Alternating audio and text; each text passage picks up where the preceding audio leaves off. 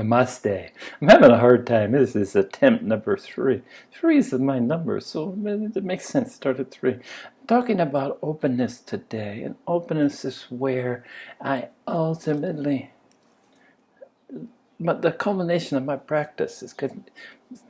We all are one. And I started out with the questions. I started very young. 5, 6, 7, asking the fundamental questions about who are we, why are we, where are we, when are we, how are we, all about the condition. I mean, what's the purpose? What's it all about? What's life about? That's fundamental questions that should be on most of our minds, but I think somehow it escapes most people. But anyway, I found Paramahamsa Yogananda. He was the first yoga to come to U.S. and stay, and he founded the Self-Realization Fellowship, and he was an adherent of Kriya Yoga. Unbeknownst to me, that there was basically four paths to yoga, and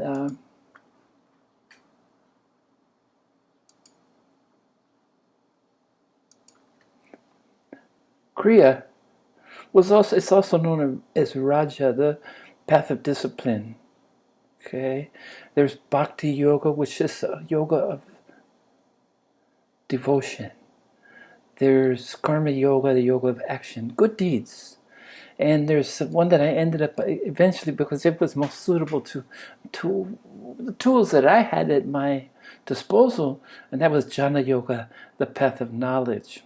Okay, let's go back to Raja Yoga or Kriya Yoga. Kriya is energy, so it's about Kundalini.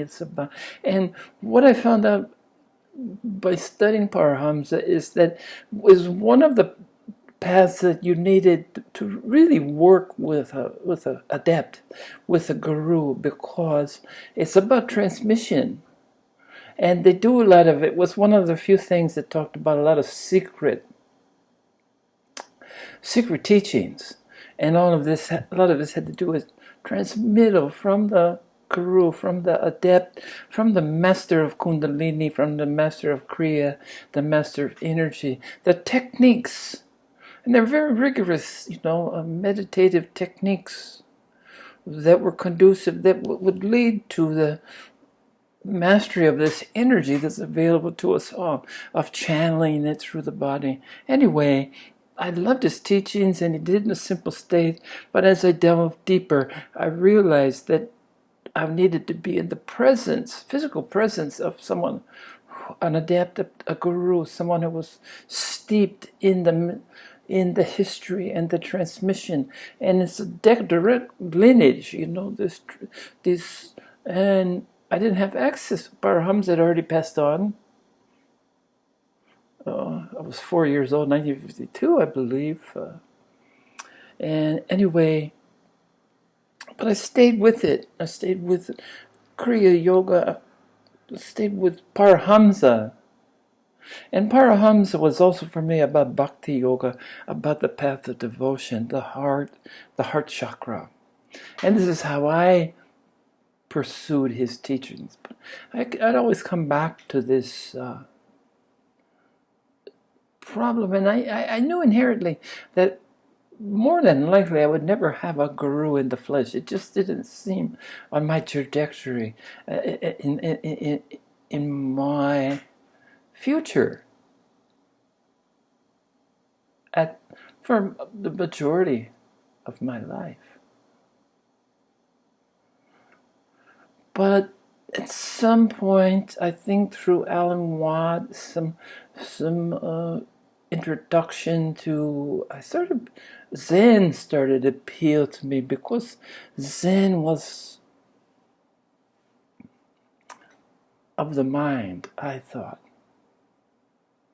It appealed to me because the simplicity. I went to Japan. I loved the Zen aesthetic. I loved what I found out as my practice, and my practice led me to a place in Hawaii that happened to practice Renzai Zen, one of the two major lineages, Soto Zen and Renzai Zen, and I just happened to follow. Well, happenstance, fall into a place in Kalihi Valley on Oahu, in Honolulu, that was Kriya Yoga.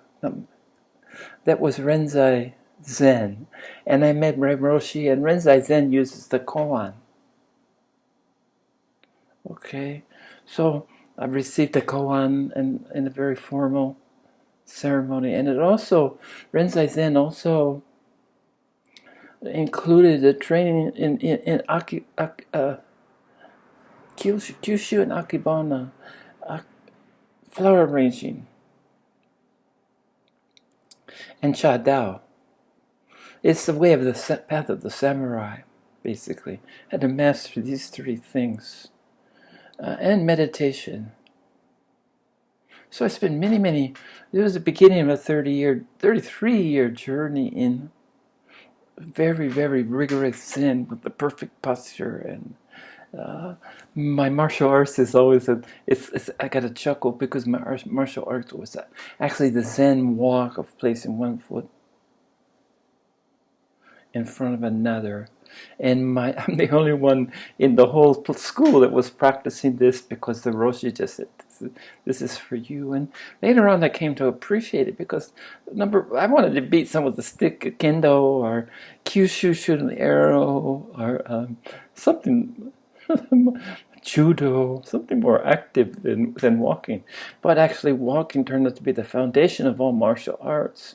And I learned later that it was being in the moment, understanding being in the rhythm of life, that an adept at Zen walking could actually walk through a crowd without disturbing anyone and without being even noticed. You're so in the flow that nobody even notices. And this appealed to me because I always wanted to be invisible. So my Zen walk gave me an avenue towards a lifelong dream of invisibility. But then I got stuck at no mind and no thinking, which are linked together. No self. And all those didn't sit well. I mean, I really got deep into, I wanted clarity, but I thought clarity was being able to see clearly, when I came to find out that clarity had nothing to do with seeing, it has to do with understanding. And then the no thinking, it doesn't mean that not thinking is not the absence of thinking. Silence is not the absence of sound. Actually, it's an inclusion of all sound. It's all about being able to understand what's the monkey mind, the senseless chatter. And this led me to using my mind more and more. My mind was such a useful tool. I thought, why am I supposed to be learning how to still my mind, no thinking, when we're given this fine mind? I just couldn't answer this question. Why are we given this fine mind and then told to, it's an obstacle to be overcome? Well, that's not what Zen tells you by any stretch. This was only my interpretation. Because again, this is self-taught. I'm reading. I found a few different groups that I went to on and off, but nothing ever fit. I was never a joiner. Nothing ever fit for me.